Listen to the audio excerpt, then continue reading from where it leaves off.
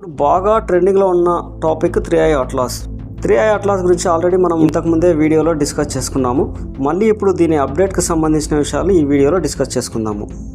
3i అంటే third Interstellar, అంటే మన నక్షత్ర మండలం కాకుండా వేరే నక్షత్ర మండలం నుంచి వచ్చిన మూడవ ఆబ్జెక్ట్ అని అర్థం. అంటే ఇంతకుముందే రెండు ఆబ్జెక్టులు ఇంటర్స్టెల్లార్ నుంచి వచ్చాయి. అవి ఒకటవది ఓమా, రెండవది 2i బోరిసోవ్, మూడవది 3i. 3i అట్లాస్ని జూలై 1, 2025లో చిలీలోని అట్లాస్ టెలిస్కోప్ నుంచి మొదటగా గుర్తించారు. తర్వాత జేమ్స్ వెబ్ టెలిస్కోప్ నుంచి, మిగతా రకరకాల టెలిస్కోప్ నుంచి కూడా దీన్ని తర్వాత గుర్తించారు.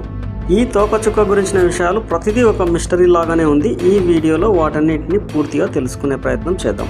దీని ఆరిజిన్ గురించి చూస్తే ఇది మన మిల్కీవే గెలాక్సీకి సంబంధించిన సాజిటేరియస్ అనే ధనుర్రాశి నక్షత్ర మండలం నుంచి వచ్చింది. ఈ ధనుర్రాశి నక్షత్ర మండలం మన మిల్కీవే గెలాక్సీలోని కేంద్రకంలో ఉంది. అక్కడి నుంచే మన వావ్ సిగ్నల్ అనేది కూడా వచ్చిందని శాస్త్రవేత్తలు చెబుతున్నారు. అంతేకాదు అక్కడ సాజిటేరియస్ ఏ స్టార్ అనే సూపర్ మ్యాసివ్ బ్లాక్ హోల్ కూడా ఉంది. మీకు తెలుసు, బ్లాక్ హోల్ చుట్టూ ఉన్న వస్తువులను అది తనలోకి హై గ్రావిటీతో లాక్కుంటుందని. కానీ ఇది ఆ గ్రావిటీని తప్పించుకొని మన వైపు దూసుకొచ్చింది. అంతేకాదు గెలాక్సీ సెంటర్లో గెలాక్సీ ఏర్పడినప్పుడు, అంటే మన విశ్వం ఏర్పడిన మొదటి తరం నక్షత్రాలు అక్కడ ఉన్నాయి. ఈ తోకచుక్కలోని పదార్థాన్ని మనం విశ్లేషిస్తే విశ్వం ఎప్పుడు పుట్టిందో, ఆ పుట్టినప్పుడు దాని పరిస్థితులు ఏంటో మనకు తెలిసే అవకాశం ఉంది. దీని వయసు 7.6 బిలియన్ ఇయర్స్. మన సోలార్ సిస్టమ్ ఏర్పడి కూడా 4.6 బిలియన్ ఇయర్స్ మాత్రమే అయింది. అంటే ఇది మన భూమి, సూర్యుని కంటే కూడా 3 బిలియన్ సంవత్సరాలు పురాతనమైనది. ఒకవేళ దీనిలో ఏలియన్స్ కానీ ఉంటే వారి వయసు 7.6 బిలియన్ ఇయర్స్. అంటే వీళ్ళు చావే లేని చిరంజీవులు. ఈ విశ్వం అంతమయ్యే వరకు వీరు ఉండగలుగుతారు. ఇది 5.6 కిలోమీటర్ల పొడవున్న ఒక కకూన్ లాంటి నిర్మాణంతో కూడి ఉంటుంది. దీని మిస్టరీ అంతా దీని టైల్లోనే ఉంది. ఇది చాలా గ్లోగా వెలుగుతుంది. దీని ధూళి కోమాలో కార్బన్ డైఆక్సైడ్, సయనైడ్, నికెల్ లాంటి పార్టికల్స్ ఉన్నాయి. అంతేకాదు ఇది 5 లక్షల కిలోమీటర్ల వైశాల్యం వ్యాపించి ఉంది. మామూలు తోకచుక్క యొక్క టైల్ సూర్యునికి ఆపోజిట్ డైరెక్షన్లో ఉంటే దీని తోక మాత్రం సూర్యునికి ఫ్రంట్ సైడ్గా వెలుగుతూ ఉంది. అంతేకాదు దీని యొక్క గ్లో సైంటిస్టులకి ఎన్నో డౌట్లను క్రియేట్ చేసింది.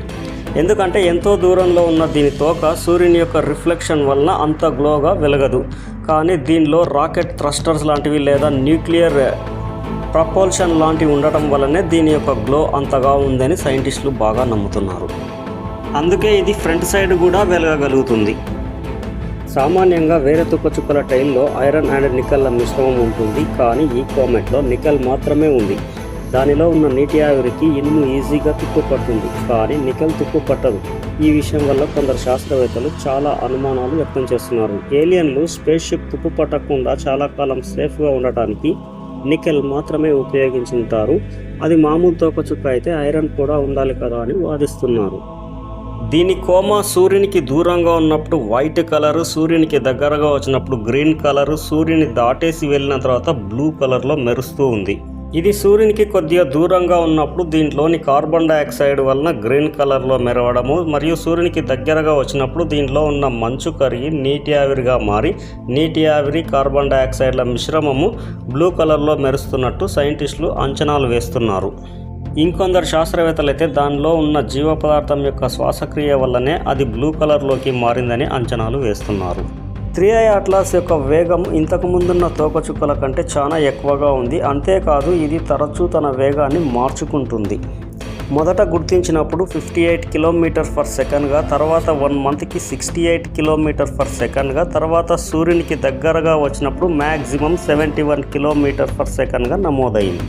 దీని యొక్క వేగంలో మార్పులను కూడా సైంటిస్టులు 2 రకాలుగా చెప్తున్నారు. కొందరు సూర్యునికి దగ్గరగా వెళ్తున్నప్పుడు ఏ వస్తువు యొక్క వేగం కూడా పెరుగుతుందని కొందరంటే, ఇంకొందరు మాత్రం సూర్యుని గ్రావిటీకి లొంగకుండా ఉండటానికే అది తన వేగాన్ని పెంచుకుంటుందని వాదిస్తున్నారు. ఇది సూర్యునికి దగ్గరగా 29th అక్టోబర్ రోజు వచ్చి వెళ్ళింది. మన భూమికి దగ్గరగా December 5th రోజు వస్తుంది. అప్పుడు మన భూమికి ఈ కామెట్కి మధ్యలో డిస్టెన్స్ 1.8 ఆస్ట్రానామికల్ యూనిట్ ఉంటుంది.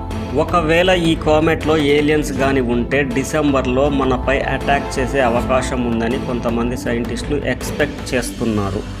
ఈ తోకచుక్కలో ఏలియన్స్ ఉన్నారని బలంగా నమ్మేవారిలో అమెరికాలోని హార్వర్డ్ యూనివర్సిటీకి చెందిన ఆస్ట్రోఫిజిక్స్ అయిన డాక్టర్ అవిలోబ్ ముందున్నారు. తర్వాత అదే యూనివర్సిటీకి చెందిన డాక్టర్ మిచియో కకు, థియరిటికల్ ఫిజిసిస్ట్ కూడా ఉన్నారు.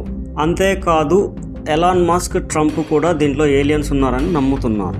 ఇక ముందు ఏం జరుగుతుందనేది డిసెంబర్ వరకు వేచి చూద్దాము. ఈ వీడియో మీకు నచ్చితే లైక్ చేయండి, మన ఛానల్ని సబ్స్క్రైబ్ చేయండి, వీలైతే మీ ఫ్రెండ్స్కి షేర్ కూడా చేయండి.